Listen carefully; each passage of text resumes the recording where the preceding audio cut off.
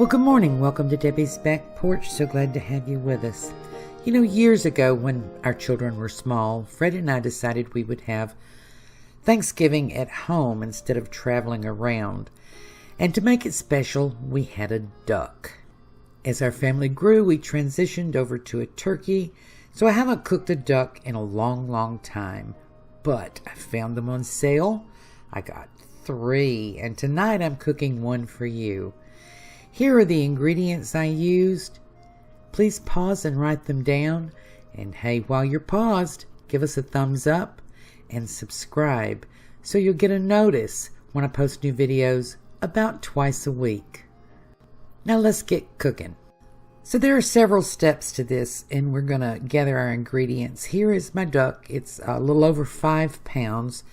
Ducks are a seasonal item. You can't always find them. I have some rosemary from my herb garden and some fresh sage. And here I've got some of my garlic that I grew last year. 4 or 5 cloves, an orange, and I've cut it in half. I've got a stick of butter and pepper and salt and paprika and some brown sugar. I'm using Splenda brown sugar blend. Those are for the dry rub. I've put the salt in a little cup here, and I have a couple other ingredients. Let me get them. I almost forgot the green onions. You know, you could use a regular onion. You'd want to chunk it up because we're going to use that as our stuffing and in our broth. I've got here a cast iron skillet with my cast iron trivet. You can use any roasting pan with a rack. So we're going to start out with giving our duck a hot bath. I did wash it inside and out. And now I have boiling water here. And I'm going to just scoop over the boiling water and give it a nice bath. The reason for that, everybody worries about too much fat with a duck. And this is one of the things you do to help eliminate some of that fat or to minimize some of that fat. And you want to do this on both sides. And this will firm that skin up and make it contract just a little bit. I just find that this duck didn't have as much fat as I remember being in ducks long ago. It actually didn't have any more fat than a chicken. But I recommend you take this step anyway, because I don't know, from a different farm, might be a fatter duck. And I prefer the skin on the finished duck to be tender, but if you want it crispy, you really must do this step, no matter how fat the duck is. This helps crisp up the skin a little. So she's had her bath. We're going to dry her off really well, inside and out, as you do any meat you're going to roast, because, wet meat won't brown. It will steam. So get her nice and dry on both sides.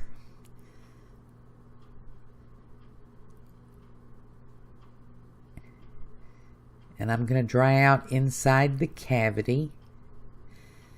And I'm always, if you're on our groups and you see me post our Facebook groups, you'll know I'm all about salting meat before you cook it. And the reason is that salt helps dry out the skin a little bit, will help it brown, help absorb the moisture, just give you a better product overall. It doesn't make your meat tough. It actually makes your meat tender. So here's the salt, and I'm going to rub the inside of the cavity with the salt really well. There's something called the Maillard reaction. That's Maillard, I think, Maillard. You should read up on that sometime. So I'm going to put my garlic cloves in here. And then I've got an orange. I'm going to cut the little stem side off. And then I'm going to stuff it right up in the cavity. And kind of wedge it in there. We're going to sew this up, so we want to make sure that everything's well up inside. Then I've got some fresh rosemary here, a good bit. And I'll just fold it and stick it up in there.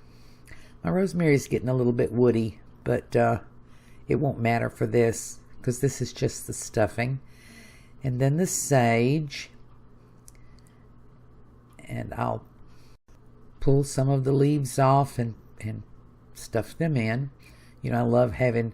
I'm in Georgia, and for 10 or 11 months out of the year, I can go and cut fresh sage and rosemary because they're perennials here.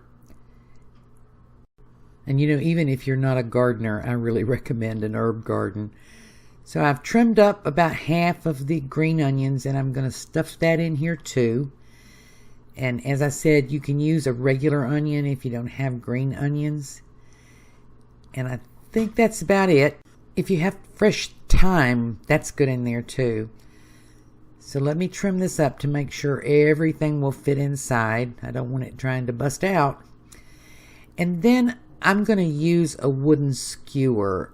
Some people keep a metal skewer for this kind of thing. I don't. And these wooden skewers are pretty tough. So I'm going to use that. And you could use twine if you wanted to just thread the twine through. But this works fine. Just something to hold it together to keep the stuffing from falling out while you roast it. And it's pretty slippery. But I think I'll get this. So I guess you can see how I'm doing it. I just pull the skin together and sort of weave that skewer through there enough to hold it together. And I got it. So there you go. And I forgot to mention, though you probably know, that there were giblets in the cavities, so you want to check both cavities and pull those out. And you want something on the other side because we want to tighten up that skin. So I'm stuffing 1/4 of an orange in there. You can see, push it way back. And then we're just going to fold this skin over. And what we did was sort of plump up that breast because we're going to score it. And we also want to turn the wing tips under. 1, because they'll burn if you don't. And 2, because that also helps sort of plump up that breast for when we score it. And the scoring, I was trying to remember back. My friend Judy Strauss reminded me that you need to score them. Judy is an accomplished chef, by the way, and you can't find her on YouTube. You can find her at thecharmedkitchen.com. So here we're going to score it. Now, by scoring it, you don't want to cut all the way through the skin. You want to break the skin. And you need a really sharp knife or a razor blade. And you just want to make, I'm going 3 one way and 3 the other way. You can do it in smaller sections if you want to. The more you score it, the crisper the skin. But this allows some of the fat to come out so that your skin can crisp up just a little. Now, as I said, I'm going for a tender, not so crisp skin. But you still need to do this because this helps the fat come out and gives you a better product. Don't cut all the way through. If you cut into the meat, you're going to dry your bird out. So just score it lightly. You can find Judy's books too, by the way, on thecharmedkitchen.com. This is my dry rub. It's 2 tablespoons full of salt, 2 tablespoons full of brown sugar, and a teaspoonful of paprika. And I have some melted butter. And boy, I don't know what I was thinking. I melted a whole stick, and then I put my duck hand in it. So I've just wasted some butter, but I'll use most of it here on the duck. And you want to really douse it good in butter.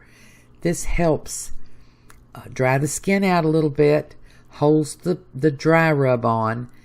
And, you know, I do recommend a dry rub on roasted meat. It just helps the skin and the color, makes it look really good. And then I'm going to put this dry rub on here generously. And I know you think that's too much salt, but it's really not. And you could use a little less salt if you want to. But we're going to cover it all over.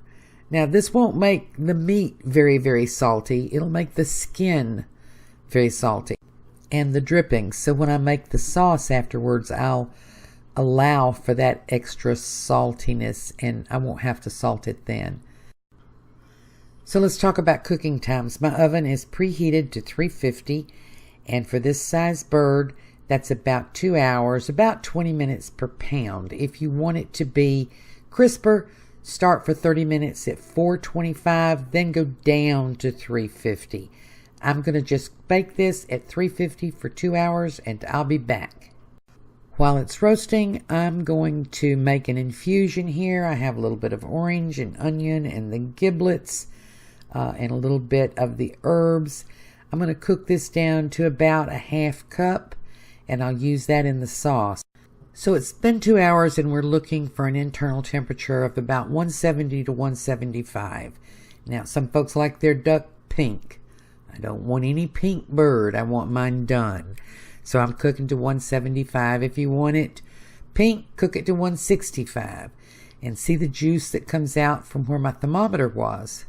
Now we're going to let it rest for about 20 minutes. Give me time to make my sauce. This is important. Let it rest before you cook it. So I'm pouring off all this wonderful juice. There's fat and there's seasonings and there are duck juices. And I'm going to measure back in a 1/4 cup of the fat, and I'm going to save the rest to make matzo balls later. So I'll skim the fat off the top, just about a 1/4 cup. For those of you worried about a duck being too fat, this is not a whole lot of fat from a duck. I think modern farms breed them for less fat, but whatever. That's enough fat to make my sauce and my matzo balls, so that's fine. Then I'm going to add a 1/4 cup flour. And this is more of a sauce than a gravy, so it's not going to be as thick as a gravy. So I'll just sprinkle in that 1/4 cup flour, and I'm going to let it brown a little bit, stir it up. This will look different than a roux normally does, because what I put back in here was not totally fat. There was some liquid in it. So this is going to beat up some, but don't worry about it. We're not going to have lumps. I'm just going to stir this and let it brown a little bit, cook off any pasty flavor. And then I've measured out a half cup of the infusion that you saw me make, and I've got a cup of chicken broth. If I had duck broth, I'd use that, but I don't. I have chicken. But I will make broth from this carcass, so I'll have it next time. So that's the infusion. I know it looks lumpy to you, but I promise it's going to cook out. And I just whisk, whisk, whisk. Stir, stir, stir. My little great-granddaughter says that now every time I cook. Stir, stir, stir, Grammy. And all the lumps will stir out as we go. And that little herbal infusion with a little tiny bit of citrus really makes a big flavor. And the same flavors were in the drippings. It's just going to go all through it. So here's my chicken broth. And this is cold chicken broth. And again, stir, stir, stir. Now, I may not add that whole cup of broth, but I'll use most of it. I'm just going to add it until I get a very thin gravy-like sauce, just thick enough to stay on the meat. So we're getting all that flour dissolved, no lumps. It's looking smooth. I'm going to add a little bit more of this broth. And don't fret too much over the amount. If you put a little too much, you'll just let it reduce a little bit longer. If it gets too thick, you can just add a little bit more.